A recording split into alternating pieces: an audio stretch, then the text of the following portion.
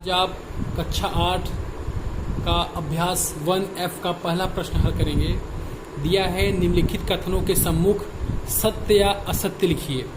देखिए इसमें पहला प्रश्न दिया है बड़े ब्रैकेट में, फिर इसके अंदर छोटा ब्रैकेट दिया हुआ है -6/7, फिर दिया है ब्रैकेट बंद धन 6/7 और ये दिया है परिमेय संख्या नहीं है। देखिए इसमें क्या है, एक आपका ऋणात्मक परिमेय संख्या है और एक क्या है धनात्मक परिमेय संख्या है। तो जब इनको हम हल करेंगे क्या हो जाएगा, ऋण 6/7 धन 6/7, तो ये क्या हो जाएगा, ये आपका कट के क्या हो जाएगा, शून्य हो जाएगा। कट के आपका शून्य हो जाएगा और शून्य क्या होता है, आपका परिमेय संख्या होता है और आपका कथन क्या हो जाएगा, असत्य हो जाएगा। पर कथन आपका क्या है, ये असत्य है। फिर दूसरा प्रश्न दिया है परिमेय संख्याओं में योग का तत्समक अवयव क्या होता है, शून्य होता है। अब देखिए आपको पिछले प्रमेय में हमने बताया था कि परिमेय संख्याओं में योग का तत्समक अवयव क्या होगा, शून्य होगा। तो कथन आपका क्या है, ये सही है, ये आपको प्रमेय में बताया जा चुका है। कथन आपका क्या है, सही है। फिर तीसरा प्रश्न दिया है परिमेय संख्या शून्य का योगात्मक प्रतिलोम नहीं होता है। तो कहने का मतलब इसमें आपको जीरो में अर्थात शून्य में कितना जोड़ दें, शून्य में कितना जोड़ दे कि वही संख्या रहे, अर्थात शून्य रहे। मतलब शून्य में आप क्या जोड़ दोगे, शून्य में अगर आप शून्य जोड़ दोगे तो आपको क्या मिल जाएगा, शून्य। आपको क्या मिल जाएगा, शून्य। और इसमें क्या दिया है कि परिमेय संख्या शून्य का योगात्मक प्रतिलोम नहीं है। कथन आपका क्या हो जाएगा, कथन आपका क्या हो जाएगा, असत्य हो जाएगा। कथन आपका क्या है, ये असत्य है। फिर अगला प्रश्न आपका दिया है कि किसी ऋणात्मक परिमेय संख्या का योगात्मक प्रतिलोम एक धनात्मक परिमेय संख्या होती है। ये भी कथन आपको परिमेय संख्या में बताया जा चुका है। और क्या होता है कथन आपका, ये सत्य है। कथन में क्या है आपका, किसी ऋणात्मक परिमेय संख्या का योगात्मक प्रतिलोम एक धनात्मक परिमेय संख्या होती है। कथन आपका क्या है, सत्य है। ठीक, फिर अगले प्रश्न की ओर बढ़ते हैं। दिया है परिमेय संख्याओं में घटाने का तत्समक अवयव शून्य होता है। देखिए पहली बात तो बता दें आपको कि घटाने का तत्समक अवयव शून्य नहीं होता है। कैसे, देखिए जैसे मान लीजिए दिया है ऋण 5 ऋण 0, ठीक है, बराबर 0 माइनस ऋण 5। जब इनको आप हल करोगे क्या हो जाएगा, ऋण 5 माइनस 0, ये हो जाएगा आपका 0 प्लस 5, माइनस माइनस क्या हो गया, प्लस हो गया, और ये आपको बराबर नहीं है। ठीक है, तो कथन आपका क्या हो जाएगा, कथन आपका हो जाएगा असत्य। कथन आपका क्या हो गया, असत्य हो गया। अब अगले प्रश्न की ओर बढ़ते हैं। दिया है परिमेय संख्याओं में गुणा का तत्समक अवयव क्या है, 1 है। देख लीजिए, मान लीजिए कोई भी आपने परिमेय संख्या ले लिया, मान लीजिए हमने लिया 3/2, ये हमने लिया 3/2 और 3/2 में हमने क्या गुणा कर दिया, 1 से। तो जब हम गुणा करेंगे तो क्या मिलेगा, 3/2 ही। और कथन आपका क्या दिया था कि परिमेय संख्या में गुणा तत्समक अवयव क्या है, 1 है। तो कथन आपका क्या हो जाएगा, ये कथन आपका सत्य हो जाएगा। ठीक, अगले प्रश्न की ओर बढ़ते हैं। छठवां दिया है एक ऋणात्मक परिमेय संख्या का गुणात्मक प्रतिलोम एक ऋणात्मक परिमेय संख्या होती है। मान लीजिए हमने कोई संख्या ली है ऋण 5/2, तो ऋण 5/2, अब इसका क्या हो जाएगा, जस्ट अपोजिट करिए, ये लिखा जाएगा आपका ऋण -5, 2/ऋण 5, ये हो गया। कथन आपको क्या दिया है, एक ऋणात्मक परिमेय संख्या, ये हो गई आपका गुणात्मक प्रतिलोम, जस्ट अपोजिट इसका। तो अगर ऋण 5/2 हो तो इसका क्या हो जाएगा, 2/ऋण 5। प्रतिलोम एक ऋणात्मक परिमेय संख्या होती है। इसको जब आप काट दोगे तो ऋण 5 से ऋण 5 कट गया, 2 से 2 कट गया, क्या मिला आपका, 1 परिमेय संख्या होती है। और 1 आपका क्या है, परिमेय संख्या है। तो कहने मतलब कथन आपका क्या हो जाएगा, सत्य हो जाएगा। ठीक, अब अगला प्रश्न आपका दिया है यदि परिमेय संख्या x का योगात्मक प्रतिलोम x है तो x बराबर 0। बिल्कुल, ये आपको प्रमेय बताया जा चुका है। यदि प्रमेय संख्या x का योगात्मक प्रतिलोम x है तो x का मान क्या हो जाएगा? 0। तो कथन आपका क्या हो जाएगा? सत्य हो जाएगा। इस प्रकार से आपका प्रश्न संख्या 1 आपका हल हो चुका है। अब हम अगले सवाल की ओर बढ़ते हैं। दिया है रिक्त स्थानों की पूर्ति करिए। पहला प्रश्न आपका है ऋण 5/12 कोष्ठक में है, फिर धन बराबर ऋण 5/12। यह प्रश्न आपका क्या है? यह योग का तत्समक अवयव पूछ रहा है। योग का तत्समक अवयव पूछ रहा है कि इस संख्या में हम क्या जोड़ दें कि हमको वही संख्या मिल जाए। कहने मतलब अगर हम इस यहाँ क्या जोड़ दें, अगर हम यहाँ 0 जोड़ देंगे तो हमको क्या मिल जाएगा? वही संख्या दोबारा प्राप्त हो जाएगी। अब अगले प्रश्न में आपको पूछ रहा है ऋण 4/5 माइनस खाली स्थान बराबर 0। देखिए यहाँ क्या है, यहाँ ऋण 4/5 का योगात्मक प्रतिलोम पूछ रहा है। कहने का मतलब यहाँ 0 तभी मिलेगा जब यहाँ क्या हो जाएगा? धन 4/5 हो जाएगा। क्या हो जाएगा? धन 4/5। इसको जब आप हल करेंगे ये पूरा कट जाएगा, कट के क्या हो जाएगा? 0। अब हम अगले प्रश्न की ओर बढ़ते हैं। यहाँ दिया है 1/2 और घात में क्या दिया है? ऋण 1 है। ध्यान दीजिएगा, यह प्रश्न गुणात्मक प्रतिलोम से संबंधित है। किससे संबंधित है? गुणात्मक प्रतिलोम से संबंधित है। और इसमें हमें करना क्या है? इसमें अंश और हर का स्थान क्या कर देंगे? बदल देंगे, है ना। अंश और हर का स्थान हम बदल देंगे, हमको क्या मिल जाएगा? ये हमको मिल जाएगा -2 आपको ऊपर आ जाएगा, -2/1। इसको हम -2 भी लिख सकते हैं। ठीक, अगला प्रश्न देखिए क्या दिया है। अगला प्रश्न ऐसा कुछ है, ये भी क्या पूछ रहा है? आपका गुणात्मक प्रतिलोम। यह क्या है? आपका गुणात्मक प्रतिलोम है और इसमें कोष्ठक के अंदर संख्याएं क्या हो जाएंगी? पलट जाएंगी। कोष्ठक के अंदर संख्या क्या हो जाएंगी? आपकी पलट जाएंगे। देखिए कैसे, जैसे यहाँ क्या है? ऋण 2/3 है तो यहाँ क्या हो जाएगा? 3/2। फिर यहाँ गुणे का चिन्ह है। यहाँ 3/4 था, क्या हम लिख देंगे यहाँ 4/, जस्ट हमने क्या कर दिया? पलट दिया। 3 को नीचे कर दिया, 4 को ऊपर, यहाँ को 4/3। अब 3 से 3 कट गया और 2 दूनी 4, 2 दूनी 4 बराबर क्या मिल गया? ऋण 2। इस तरह से आपका प्रश्न संख्या 2 हल हो गया। देखिए अगले प्रश्न पूछा है प्रत्येक स्थिति में x का मान ज्ञात करिए। पहला प्रश्न आपका दिया है 2/3 गुणे x बराबर 1। तो सबसे पहली चीज आपको समझना होगा कि यह क्या है? आपका गुणात्मक प्रतिलोम है। क्या है ये? यह आपका गुणात्मक प्रतिलोम पर आधारित प्रश्न है। इस पे आधारित है ये।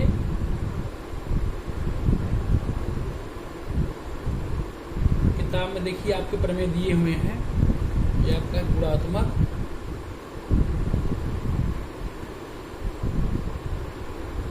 प्रतिलोम पर आधारित है। इसमें क्या हो जाएगा? इसमें हम x को बाहर ले लेंगे। x को हम बाहर ले लेंगे तो यहाँ क्या हो जाएगा? यह स्थान इसका परिवर्तित हो जाएगा और क्या हो जाएगा? 3/2। x मान क्या मिल गया? 3/2। अब हम अगले प्रश्न की ओर बढ़ते हैं। दिया है -3/4 धन x बराबर 0। ये क्या है आपका? ये आपका है योगात्मक प्रतिलोम। यहाँ चिन्ह क्या है? धन का है। ये क्या है आपका? योगात्मक प्रतिलोम।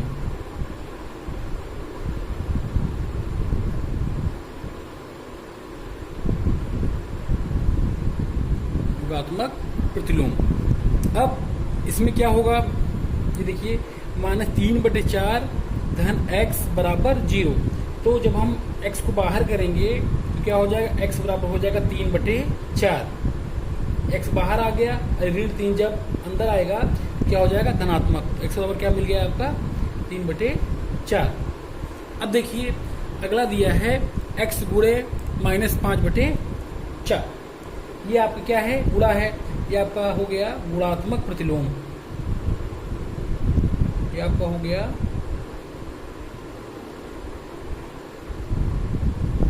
गुणात्मक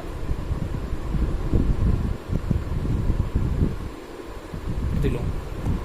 अब इसमें देखिए सबसे पहले क्या करोगे आप, x का मान निकालोगे। x को हमने क्या किया, फिर बाहर कर लिया। x का क्या हो जाएगा, ये -5/4, यहाँ 4 ऊपर आ जाएगा, -5 कहाँ जाएगा, नीचे। तो ये हो गया 4/-5। ठीक, इसको हम -4/5 भी लिख सकते हैं। ठीक, ये हो गया हमारा तीसरा प्रश्न। अब हम अगले प्रश्न की ओर बढ़ते हैं। अगला प्रश्न है x गुणे कोष्ठक में है -6/7 बराबर 1।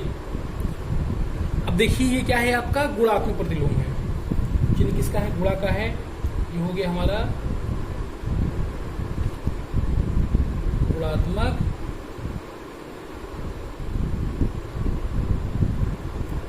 प्रतिलोम। ठीक है, इसमें क्या हो जाएगा, इसमें भी हम क्या करेंगे, x को बाहर ले लेंगे। मान हमें किसका निकालना है, यहाँ पे x का निकालना है। तो क्या हो जाएगा, माइनस, यहाँ 6 था, -6 नीचे आ जाएगा, -7 ऊपर। ये हो गया -7/-6। ये माइनस माइनस आपका क्या हो गया, कट गया। माइनस माइनस कट गया, कट के क्या आ गया, 7/6। अगला प्रश्न देखिए, दिया है कोष्ठक में -5/4 गुणे 4/-5। ठीक, तो सबसे पहले हम पहचानेंगे ये है क्या।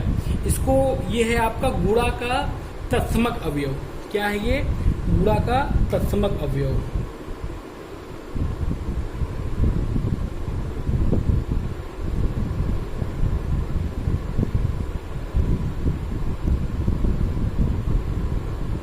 ये हमारा गुणा का तत्समक अवयव।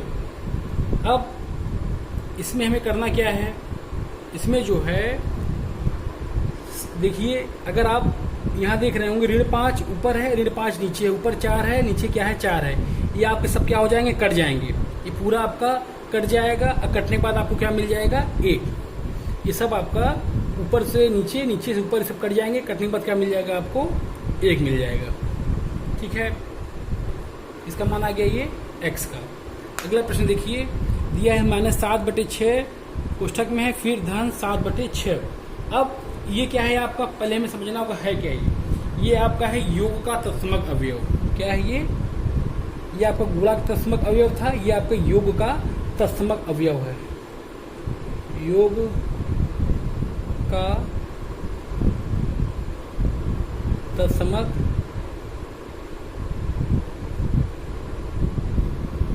अवयव, ये आपका योग का तत्समक अवयव है। इसमें देखिए, अगर हम इसको जोड़ेंगे, कोष्ठक हटाने के बाद जोड़ेंगे, तो क्या हो जाएगा, -7/6 धन 7/6।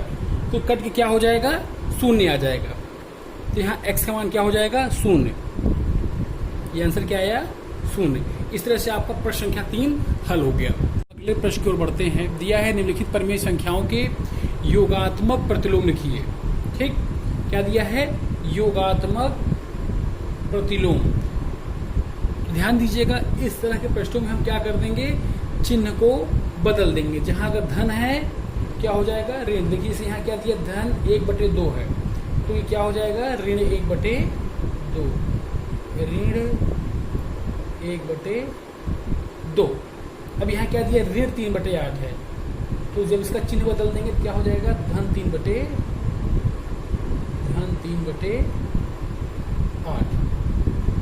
शून्य। अब देखिए, शून्य क्या होगा, इस तरह के प्रश्नों में कोई भी हेरफेर नहीं होगा। शून्य की जगह क्या आएगा, आपका 0 ही रहेगा। अगले में दिया है ऋण 4/7। क्या दिया, ऋण 4/7। तो यहाँ क्या हो जाएगा, माइनस माइनस कट जाएगा, क्या आ जाएगा, 4/7। तो इसका जब 4/7 है, इसका हम जब योगात्मक प्रतिलोम लिखेंगे, क्या होगा, क्या मिलेगा हमको, 4/7, या इसको हम ऐसे भी लिख सकते हैं, -4/7। ठीक, इस तरह से आपका प्रश्न संख्या 4 हो गया। अब हम बढ़ते हैं प्रश्न संख्या 5 की ओर। प्रश्न संख्या 5 क्या दिया है, निम्नलिखित परिमेय संख्याओं के गुणात्मक प्रतिलोम लिखिए। क्या लिखना है हमको, गुणात्मक प्रतिलोम लिखना है। तो देखिए, इसमें गुणात्मक प्रतिलोम हमें करना क्या होगा, इसमें जो संख्या दी हुई है ना, तो जैसे अंश है, हर है, तो अंश और हर आपस में क्या हो जाएंगे, बदल जाएंगे। इसमें क्या हो जाएगा, अंश और हर आपस में बदल जाएंगे। जैसे यहाँ 8/13 है तो 8/13 क्या हो जाएगा, ये लिखा जाएगा 13/8। क्या हो जाएगा 13/8। ठीक, ये हो गया 13/8। अब अगला प्रश्न देखिए, दिया है -6/19। अब ये क्या हो जाएगा, जब ये पलटेगा अंश हर अंश में, तो लिखा जाएगा 19/-6। ये -6 कहाँ जाएगा, नीचे आ जाएगा, और इसको हम दूसरे रूप में लिखेंगे तो क्या हो जाएगा -19/6। अब अगला प्रश्न देखिए 17/-16।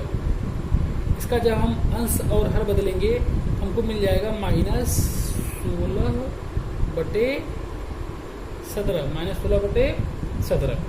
ठीक, ये हो गया हमारा आंसर। अगला प्रश्न दिया है -9। ध्यान दीजिएगा, अब यहाँ हर नहीं दिया तो हर को हम क्या मानेंगे, -9 हर को मान लिए 1। ठीक है, और जब हम इसका गुणात्मक प्रतिलोम निकालेंगे तो हमको क्या मिल जाएगा, 1/-9। 1 ऊपर चला जाएगा, -9 नीचे, या इसको हम ऐसे भी लिख सकते हैं -1/9। ठीक, अगला प्रश्न देखिए क्या दिया, 17। 17 का क्या हो जाएगा, 17 को लिखेंगे हम 1/17। 17 को होगा 1/17। ठीक, अगला प्रश्न दिया है 2/5 × 9/4। ध्यान दीजिएगा, यहाँ ऊपर वाली संख्या नीचे और नीचे वाली संख्या कहाँ लिखी जाएगी, ऊपर लिखी जाएगी। तो क्या मिलेगा हमको, 2/5 है तो हो जाएगा 5/2। यहाँ 9/4 था तो यहाँ क्या हो जाएगा 4/9। देखिए कुछ कट रहा है, 2 दूनी 4, तो हमको क्या मिल गया कटने पे, हमको मिल गया 5 दूनी 10/9। इस तरह से हमारा प्रश्न संख्या 4 और 5 अभ्यास 1F का खत्म हो गया। देखिए अगले प्रश्न में देखिए क्या दिया है, सरल करिए। दिया है -32 × 5/-14 × -3/-20 × 0 × -13/5। देखिए कितनी बड़ी से बड़ी परिमेय संख्या या संख्या हो, अगर उसमें अगर हम 0 से गुणा कर दें तो उसका मान क्या हो जाएगा, 0 हो जाएगा। अर्थात शून्य और किसी परिमेय संख्या का गुणनफल सदैव क्या होगा, 0 होगा। तो आज आपका अभ्यास 1F खत्म हो गया है। अब हम अभ्यास 1G की ओर चलेंगे।